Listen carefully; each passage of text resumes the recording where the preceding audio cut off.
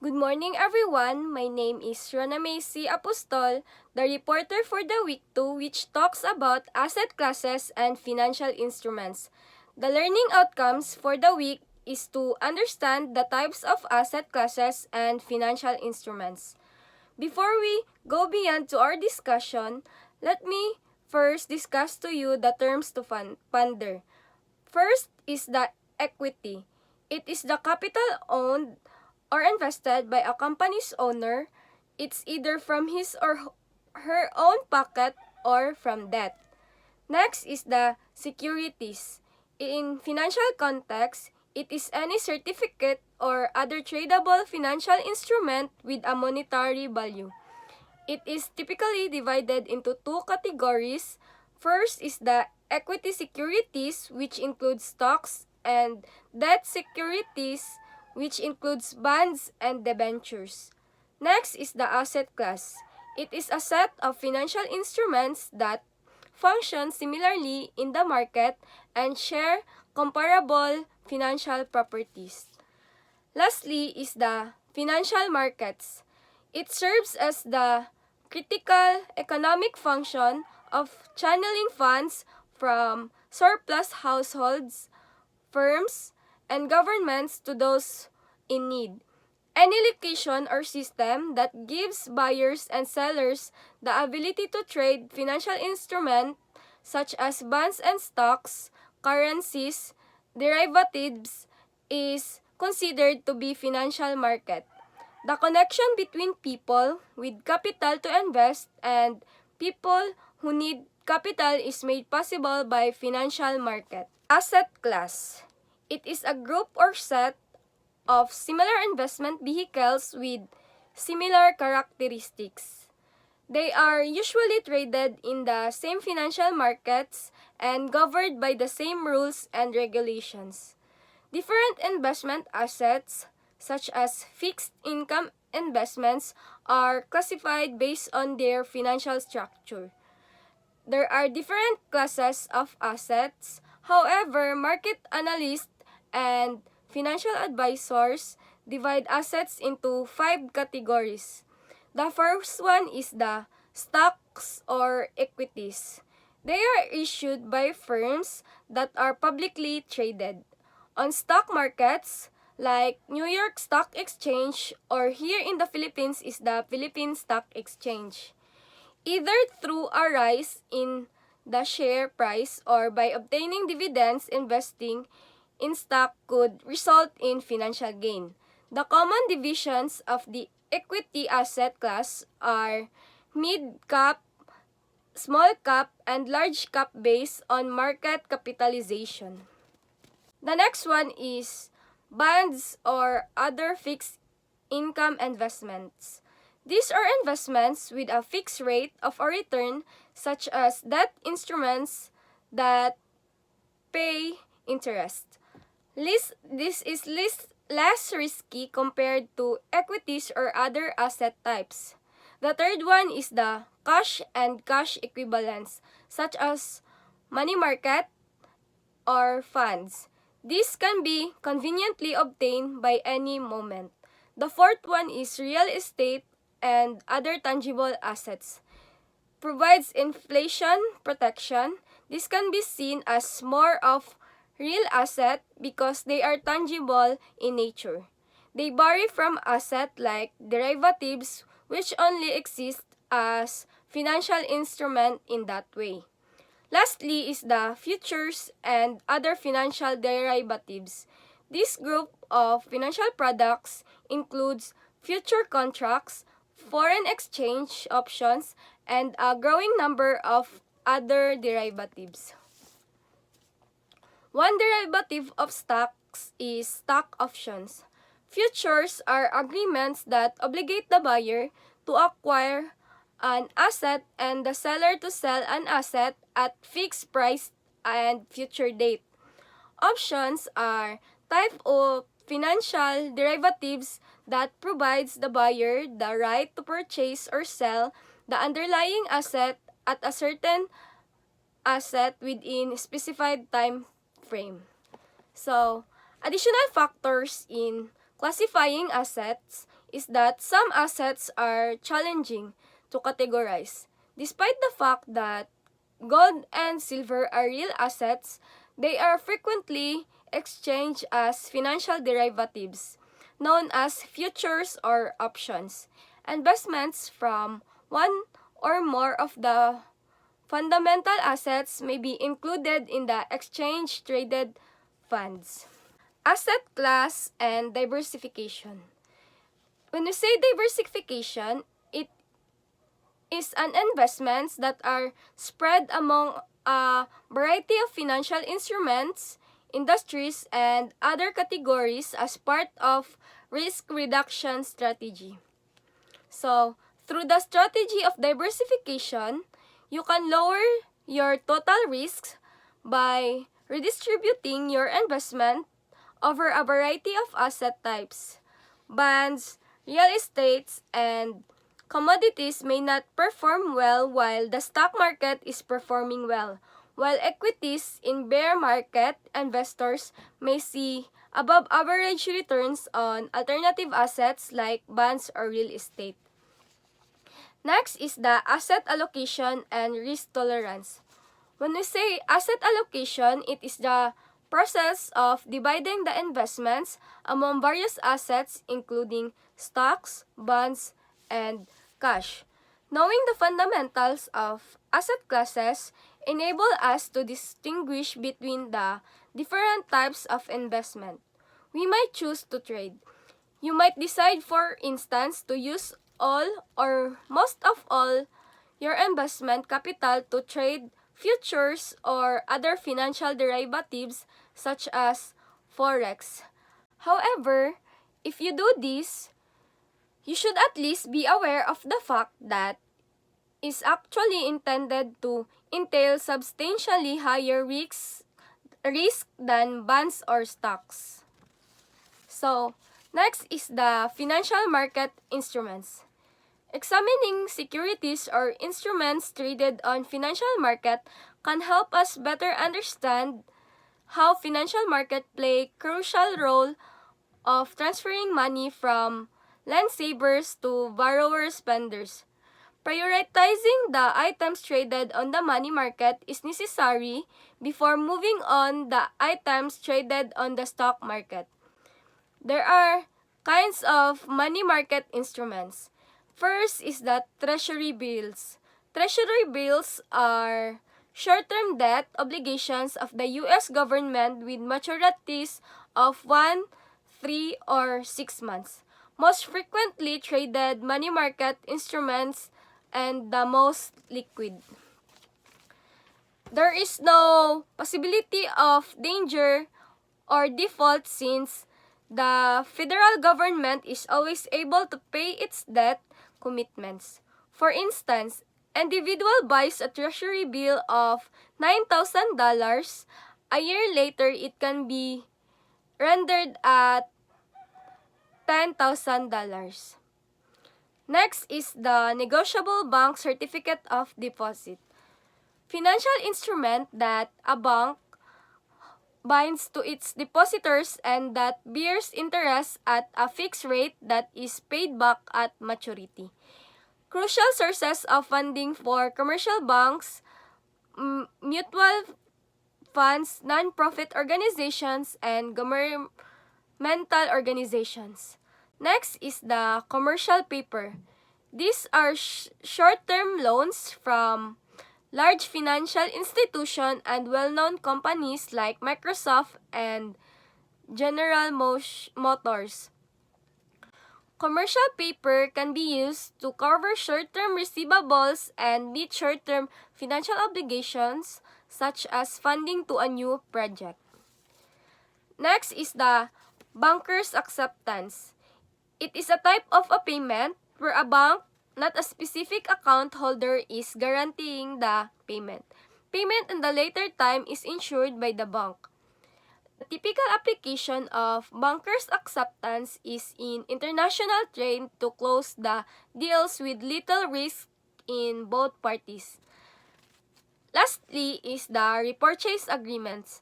It is a type of short-term loan. A dealer offers investors or government securities typically on an overnight basis and then purchases them back the next day at a little higher price. So, next is the kinds of capital market instruments. First is the stocks. It is a slice of an ownership in a company. It claims on corporation assets and net income. Next is the mortgages. These are loans to business or families for the purpose of buying real estate, homes, or other structures, building, or piece of property acting as collateral. Next is the corporate bonds. It's a form of debt that a business issues to raise money. A corporate bond buyer is essentially making loan to the company in exchange for a series of interest payments, but these bonds may also be actively traded on a secondary market. Next is the consumer and bank commercial loans.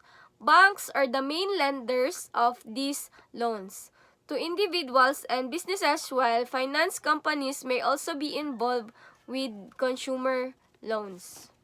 Next is the internalization of financial markets. The U.S. is being significantly impacted by the globalization of financial markets. In addition to lending money to American businesses, foreigners also contribute to the lending of the federal government. This is clearing the way for a more integrated global economy with more frequent trade in products and technology. So, valuation of financial assets. When we say asset valuation, we will figure out the asset's fair market value. In the free economy, United States, for example, lenders access cash in distributed to borrowers in the financial markets using a pricing structure based on the availability and demand of cash. Interest rates, often known as the cost of money, serve as representation of this system and allows borrowers who are prepared to pay higher rates to borrow money from others. Next is the realized returns or yield.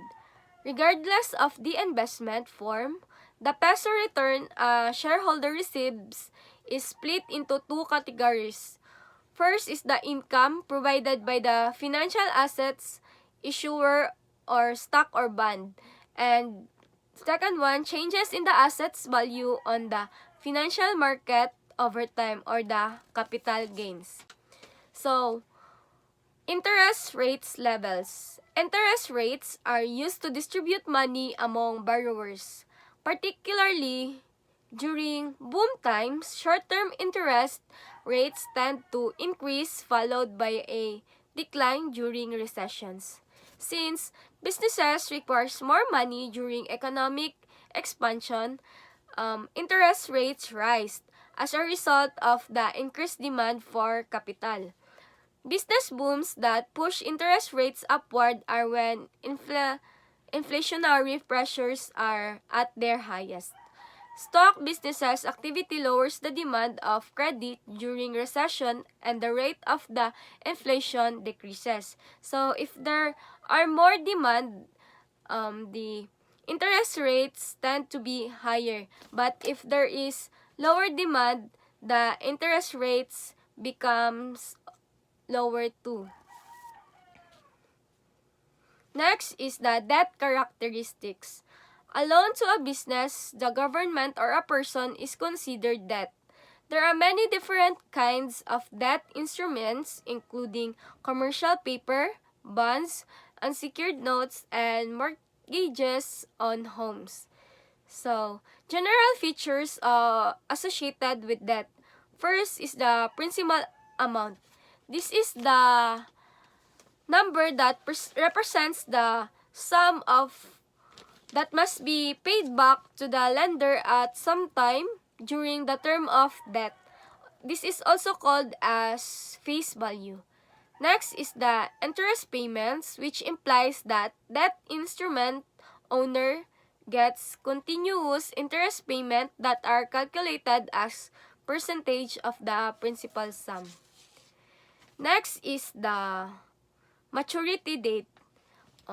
It designates the date at which an investor must receive their investment back. So the borrower's obligation is to repay an installment loan in full by the due date or in the maturity date. So, lastly, we will talk about the bonds. So, when we say bonds, this is a long-term contract under which borrower or the issuer agrees to make payments of interest and principal on specific dates to the bondholder or the investor. So, the interest payments are determined by the coupon rate, which represents the total interest paid each year, stated as the bond's face value. Typically, the interest is paid monthly or quarterly or semi-annually or annually. The principal amount is paid at the end of the bond's life, known as maturity date. So, there are different types of bonds. First is the government bonds. The government bonds are treasury notes or treasury bills, which are issues First is the government bonds. These treasury notes or treasury bills, which are issued by the government, have interest payment schedule of every 2 years.